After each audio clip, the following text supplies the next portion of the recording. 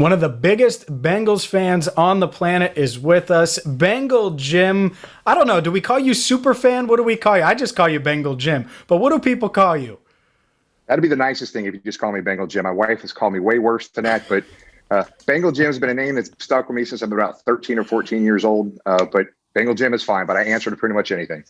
Well, thank you for joining us here on Cincinnati Bengals Talk. We're going to dive into an awesome event you have coming up, and it has to do with getting some Bengals legends into the Pro Football Hall of Fame. But before we do that, I got to ask you about the current team, because the Bengals obviously made a ton of moves this offseason. They draft Jamar Chase, 7 trench players with their 10 picks in the 2021 NFL Draft. How are you feeling going into the 2021 season about this team? Man, if there is anybody that follows this team that doesn't think the arrow is pointing up, James, we got to check their pulse, brother. It's the free agency, the offseason free agency, the draft. I truly think they might have gotten one, if not two, of the biggest steals in the draft with Tyler Shelvin and Joseph Osai. I mean, I am pumped, not just with Jamar Chase and these other guys, but I'm excited as with everything they've done in the offseason. But I am pumped as can be. I can't wait for opening day. No doubt, no doubt. The countdown is on. We'll have some OTAs later this month, which we'll obviously cover here on Cincinnati Bengals Talk. But let's dive into this event you have. And this is really cool because I think there are a lot of Bengals fans that are passionate about the Hall of Fame, about guys that need to join Anthony Munoz in the Hall of Fame. And yet it doesn't feel like it's as likely as it was maybe a couple years ago. And I don't really know why. It just seems like every year there's less and less of a chance for some reason. And you want to change that, and you're leading the charge. And this is a really, really cool event that you got coming up. This is not a one-man show by any stretch. This is a group of folks doing this, along with every diehard Bengal fan that's out there. But you made a good point, James. I mean, for years, the Bengal fans have voiced their displeasure with 50-plus years, one Bengal in the Hall of Fame. It's not feasible. It's not anywhere near where it needs to be. So June 19th, we're just simply going to be having an event here recognizing our Cincinnati Bengals that should be in the Hall of Fame. And it's, we feel that there's 8 Bengals, James, their legacy should be protected in the Hall of Fame.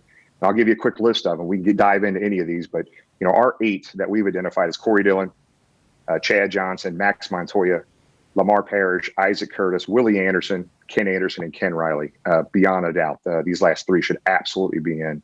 Mm-hmm. So this event at the end of the day, James, is just a forum for us fans to recognize our greats that we feel that should be in the Hall of Fame. We literally have an event tent on the Hall of Fame grounds, right next to the Hall of Fame, on maybe 20 yards from the front door.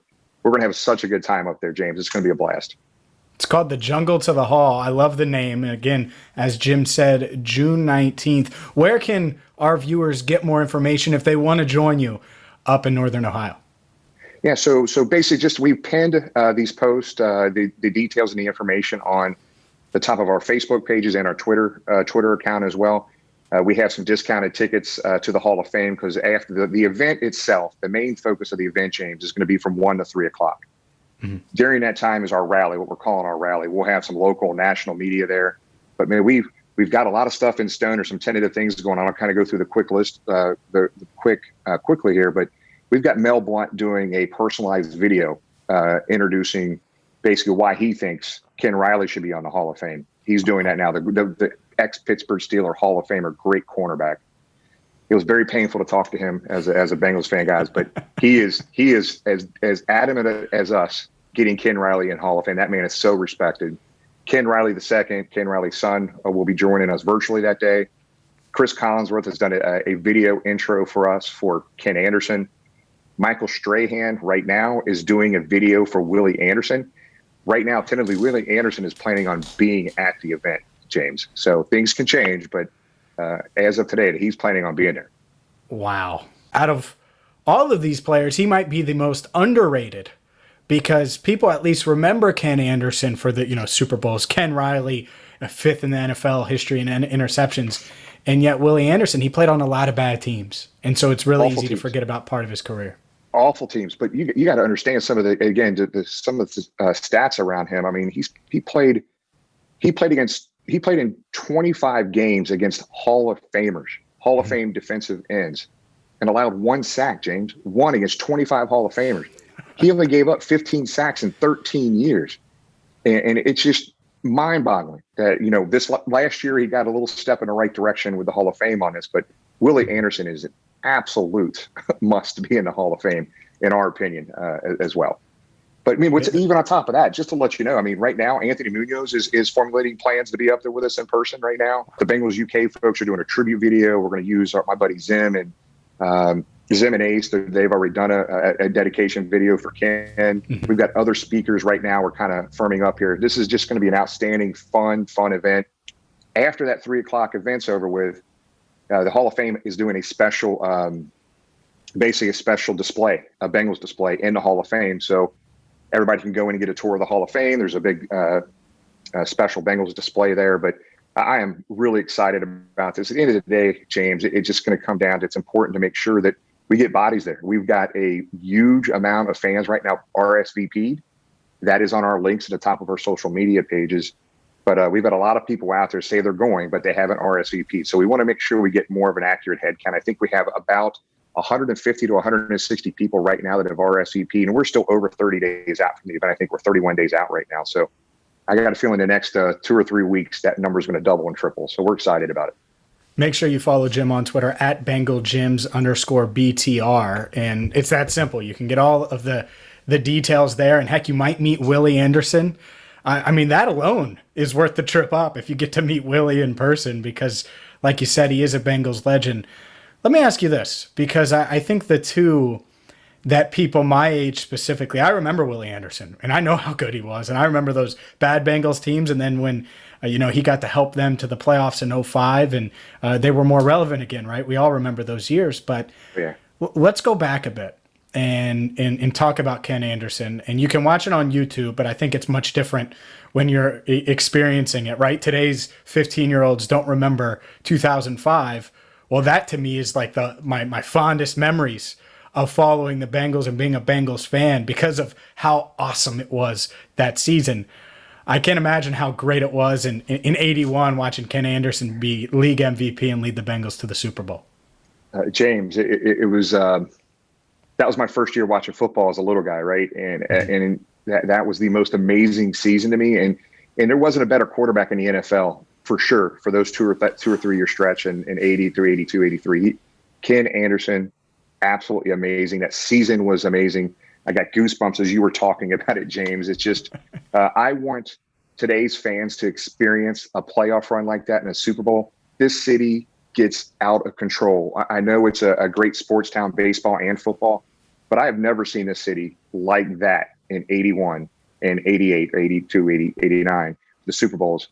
For anything in my life, the city was out of control. I want our fans today to experience the same thing I experienced when I was a young guy as well. It's an amazing time. And that's why to me, getting him into the Pro Football Hall of Fame, Ken Anderson in the Pro Football Hall of Fame, and the Bengals Ring of Honor certainly has a part in this, and the fact that they launched that and are going to honor these guys. And safe to assume, I think Ken Anderson and Ken Riley are going to be the 2 other inductees, along with Anthony Munoz and Paul Brown. We'll see if that's the case, but that's my bold prediction, right? I'm with you on that. That's right. And I don't think it's very bold at all, considering 4 is the limit. But to me, that's the importance of this. So it doesn't matter what age you are, you can experience that in some way. What it was like in 81, learn about Ken Anderson, and do it not on YouTube necessarily, which is a great tool, not necessarily on Google where you're reading information, but an actual Hall of Fame, something that's dedicated to these guys. So even if some of these guys don't get in, I don't think Chad will get in necessarily, me personally, and he's my favorite Bengals player of all time. I think it's just really hard for receivers these days. At the same time, he's going to be in the Bengals Ring of Honor. And I think they go hand in hand, and hopefully the Ring of Honor part boosts the Hall of Fame resume and gives that one a push. Yeah, James, you hit it right on the nose. I mean, for years and years and years, it was, well, if Cincinnati's not going to recognize their own greats, why in the heck would the NFL recognize any of them in the Hall of Fame, unless they're just, So the Bengals have taken the right steps. This has been a couple-year process getting to where they're at today. So I think it's the Ring of Honor is outstanding. There's two specifics. Now, we know Willie Anderson should be in there, but these 2 players, Ken Riley and Ken Anderson, are really going to be one of our bigger parts of our focus up in Canton, James. I mean, you probably have the most underrated quarterback in NFL history in Ken Anderson. This guy was a quiet guy. He didn't like the publicity. I've talked to Kenny multiple times. Kenny obviously wants to be in the Hall of Fame, just like anybody else would. But, Kenny's not somebody that he wants to toot his own horn or sell himself to anybody. So the Bengals have done a really good job with that. We want to supplement and help in any way we can as a group of fans and fans coming together around us. But, a 4-time passing leader. This guy should have been MVP once, probably twice. More than once.